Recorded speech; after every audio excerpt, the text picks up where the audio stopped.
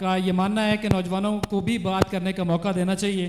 تو سردار صاحب میرے پاس آپ کے لیے 2 سوال پہلے ہی آ چکے ہیں, تو اس کے بعد یہ مائک تو میرا گلا ہی پکڑ رہا ہے, میں اگر کھڑا ہو جاؤں تو کوئی اعتراض تو نہیں ہے جی؟ یہ مائک ذرا میری ہیلپ زیادہ کرے,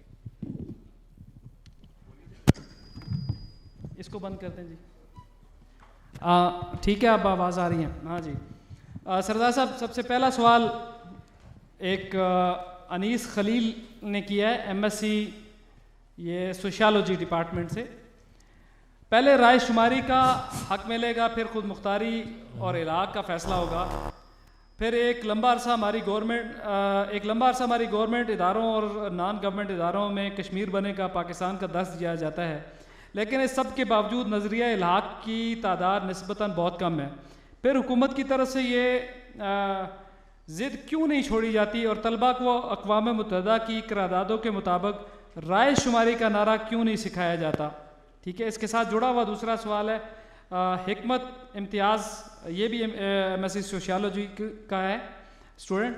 ہماری لیڈرشپ وقتی طور پر الحاق اور خود مختاری کے نعروں کو خاموش کر کے اصل مطالبے رائے شماری کے نعرے کا درس کیوں نہیں دیتی, جو کہ متنازع نعرہ بھی نہیں ہے؟ جی سردار عتیق صاحب. جی بہت شکریہ جی, بڑے اچھے سوالات ہیں, دونوں کوشچنز کا بھی میں شکریہ ادا کرتا ہوں.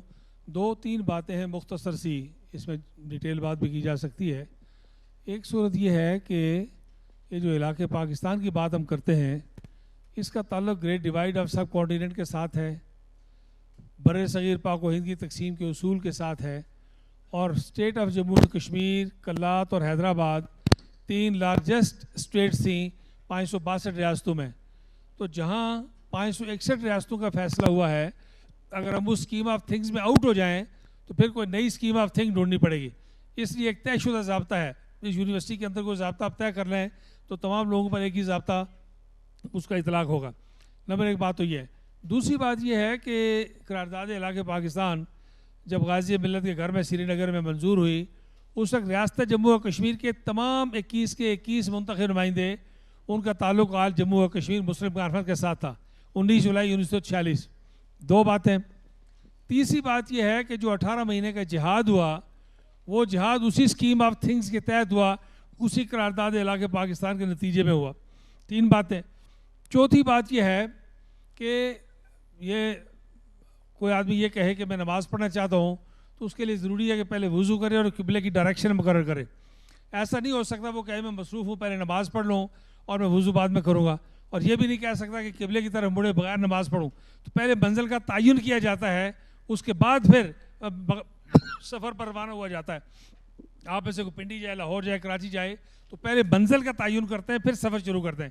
اور تحریک آزادی کا سارا سفر جو ہے وہ بر صغیر پاک و ہند کی تقسیم کے اصولوں کے مطابق ہے, اور ہم اسی لیے کہتے ہیں کہ بر صغیر کے انفنشڈ ایجنڈے کا حصہ ہے, اسے مکمل ہونا چاہیے.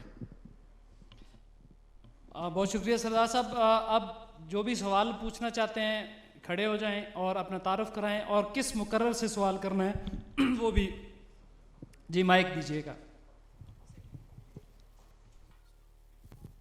السلام علیکم.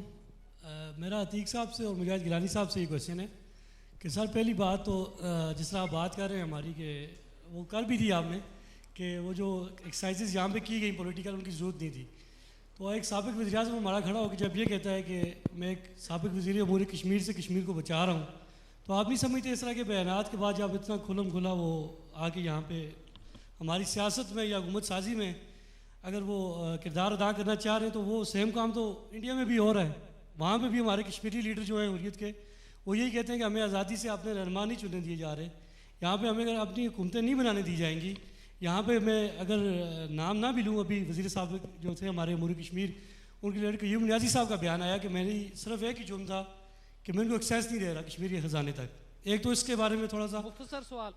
ایک یہی سر, اس کے تھوڑی سی روشنی آپ ڈالیں گے, کیا یہ سب سے بڑا جرم یہی تو نہیں بن گیا نا کہ جو اس طرح باہر سے آ کے ہمیں انڈلج کرنے کی کوشش کی گئی ہمارے نظریات کو, تو جو نظریہ 19 جولائی 1947 کو ہمارا بن چکا تھا آلریڈی, کہیں اس کو خراب کرنے میں اس کا ہاتھ تو نہیں ہے. اور دوسری بات یہ میں پوچھنا چاہتا ہوں, کیا ہمارے سیاستدان جس طرح, بہت شکریہ آپ کا سوال آ گیا, لاسٹ کوشچن ہے, کیونکہ پورے کشمیر کی ایک ہی یونیورسٹی تھی ہمارے آزاد کشمیر کی, جہاں سے سیاستدان نکلا کرتے تھے, جہاں سے نظریہ پاکستان کا دفاع تھا, جہاں پہ افواج پاکستان کا دفاع تھا، جہاں پہ پاکستان کا دفاع تھا.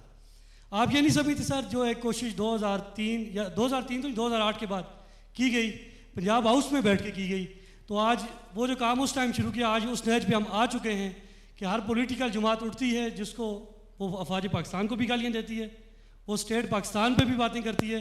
کیا یہ اس وجہ سے تو نہیں کہ ہم نے مسلم کانفرنس نے چھوڑ دیا تو اب سب نے چھوڑ دیا ہے؟ پلیز یہ دو جواب. بہت شکریہ. باقی جو بھی سوال کرنے والے ہوں گے ان سے گزارش ہے کہ مختصر سوال کیجیے گا.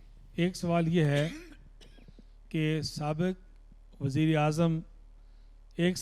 اعظم کی طرف سے یہ کہا جا رہا ہے کہ مجھے پاکستان کے ایک وزیر امور کشمیر ریاستی خزانے تک دخل اندازی چاہتے تھے، میں نے نہیں ہونے دی، اس لیے مجھے حکومت سے نکالا گیا. سوال واضح ہو گیا؟ ایسے ہے کہ جس طرح کفر کے بعد کوئی گناہ نہیں ہوتا، اسی طرح غیر ریاستی سیاست کے جو تقاضے ہیں ان کو بھی قبول کرنا چاہیے. جب آپ ریاستی سیاست سے الگ ہو جائیں اور غیر ریاستی سیاست